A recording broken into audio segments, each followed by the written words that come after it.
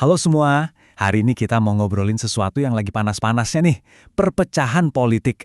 Tapi, tunggu dulu. Kita nggak akan ngebahas siapa yang benar atau siapa yang salah. Justru, kita mau ngulik lebih dalam ke akar budaya yang bikin pertarungan politik itu rasanya personal banget dan susah banget buat tidak maikan. Pernah nggak sih ngerasain hal ini? Lagi debat soal kebijakan, tiba-tiba rasanya kayak serangan ke diri kita pribadi, ke nilai-nilai kita, bahkan ke identitas kita. Nah, kalau pernah, Anda nggak sendirian kok.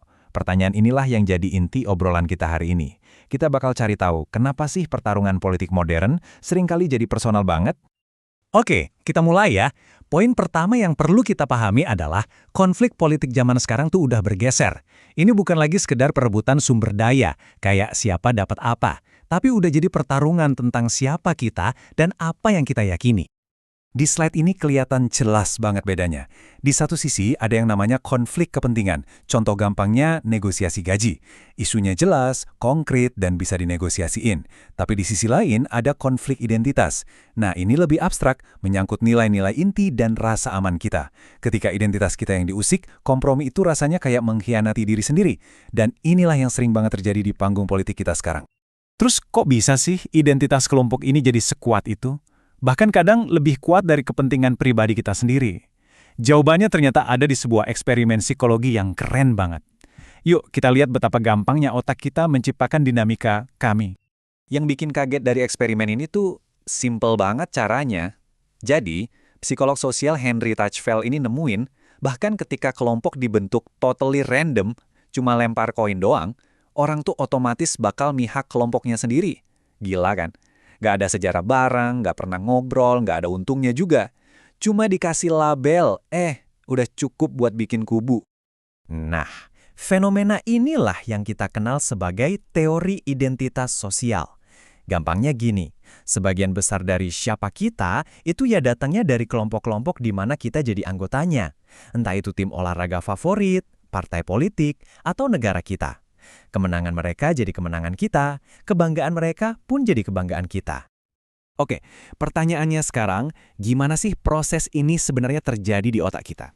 Menurut teori identitas sosial, ada 3 mekanisme psikologis utama yang membangun rasa kami yang kuat ini. Yang pertama, namanya kategorisasi sosial. Otak kita itu emang dari sananya suka ngelompok-ngelompokin segala sesuatu, biar gampang gitu loh, biar nggak pusing sama dunia yang ribet ini. Nah, ini tuh semacam shortcut mental yang sayangnya juga kita terapin ke orang lain. Proses otomatis inilah langkah pertama dalam membangun batasan kelompok. Begitu kita udah ngelompokin diri kita, oke, gue bagian dari sini, kita mulai masuk ke identifikasi sosial. Di sini kita mulai baper nih, kita jadi terikat secara emosional sama kelompok itu. Kita adopsi nilai-nilainya, normanya, dan nasib kelompok itu jadi bagian dari harga diri kita juga. Dan yang terakhir, ini nih, perbandingan sosial. Biar kita ngerasa keren, kita juga pengen kelompok kita kelihatan keren kan? Nah, cara paling gampang ya, bandingin sama kelompok lain. Terus kita bilang, kelompok gua lebih baik. Inilah yang nyulut api persaingan antar kelompok. Jadi ketiga pilar ini tuh nggak jalan sendiri-sendiri, tapi ngebentuk sebuah siklus yang muter terus dan makin kencang. Kategorisasi bikin kita dan mereka, identifikasi bikin kita jadi peduli, perbandingan bikin kita jadi saingan. Siklus ini kalau udah jalan bakal makin mempertegas batasan dan bikin konflik jadi makin dalam. Oke, teorinya udah dapat ya? Sekarang, yuk kita lihat gimana mesin kita versus mereka ini bekerja di dunia nyata dan apa aja konsekuensinya buat masyarakat kita. Identitas kelompok itu ibarat pisau bermata dua. Di satu sisi, emang enak banget kita jadi ngerasa punya tempat, punya teman, punya tujuan bareng. Sesuatu yang kita semua butuhkan sebagai manusia. Tapi, di saat yang sama, kekuatan yang nyatuin kita ini ya otomatis juga menciptakan mereka. Dan coba deh lihat gimana standar gandanya bekerja. Buat orang-orang di kelompok kita, wah kita bakal solid banget, percaya, empati, siap kerja bareng. Tapi begitu berhadapan sama kelompok mereka, otak kita kayak otomatis ngeklik mode lain. Jadi curigaan, pakai stereotip negatif, dan ngelihat mereka sebagai saingan. Dan proses ini bisa makin bahaya loh. Ada tangganya.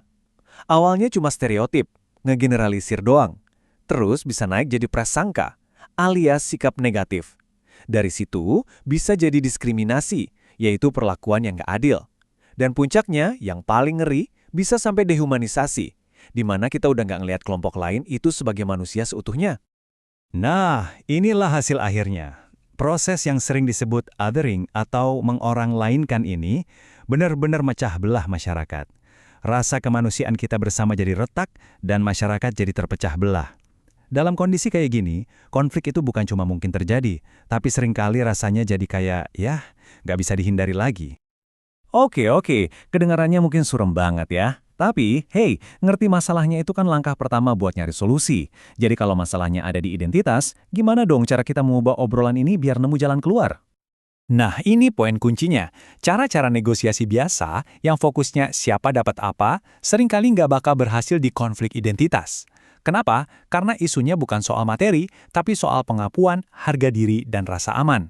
Solusinya itu ada di proses yang beda, yaitu dialog yang tujuannya buat membangun makna bersama.